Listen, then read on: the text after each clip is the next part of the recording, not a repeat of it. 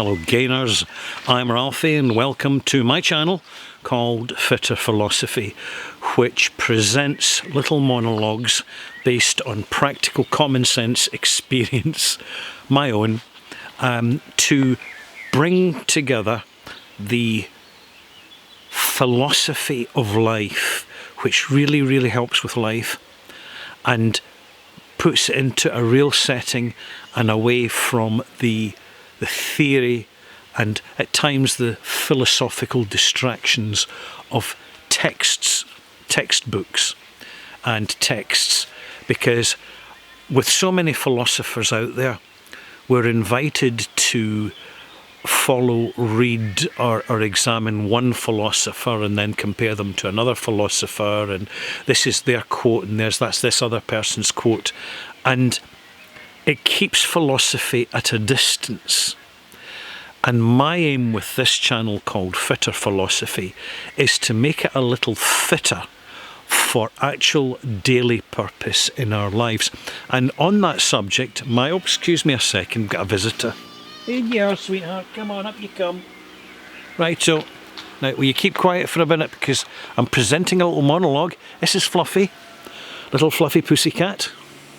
He's quite a shy cat, quite demanding, and craves attention, which is fine because I'm quite happy to give him some attention. And he's got big rubbies.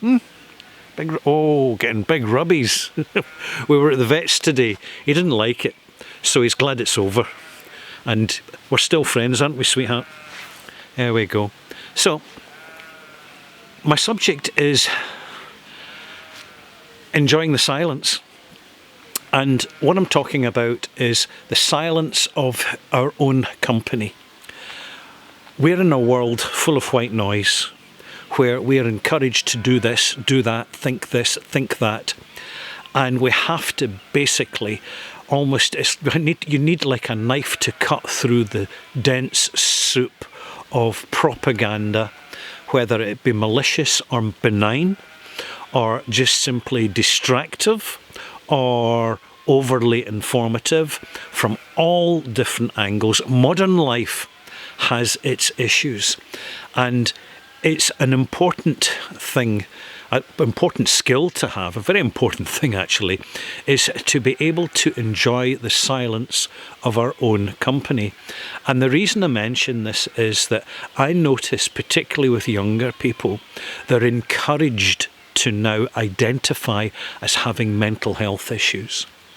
And the problem with that is that modern life, the modern food supply, modern living, well, that can encourage physical disorders, and the mind is part of the body, and when we are under emotional pressure, mental stresses, it can often be to do with our lifestyle and the toxins we're absorbing through our daily exposure to chemicals and bad quality over processed food. But nobody tends to tell us that. We've got to find out for ourselves, don't we, Fluffy? That's why you get fresh meat in the morning, innit? Instead of all that tinned cat foodie stuff to keep you fresh and handsome. Yeah. And one of the other problems of people increasingly talking about mental health is the suggestion that rather than changing our lifestyle and accepting the challenges, excuse me, he's away now, cats, accepting the challenges of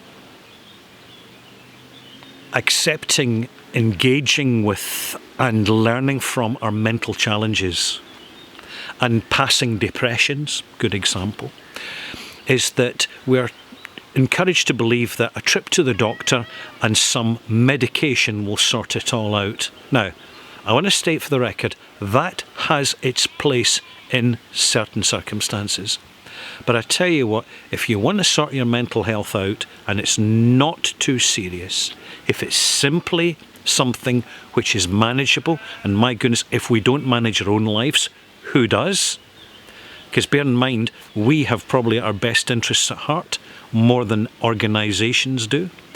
Then we've just got to toughen up a little bit find a little bit of grit, a little bit of tenacity, and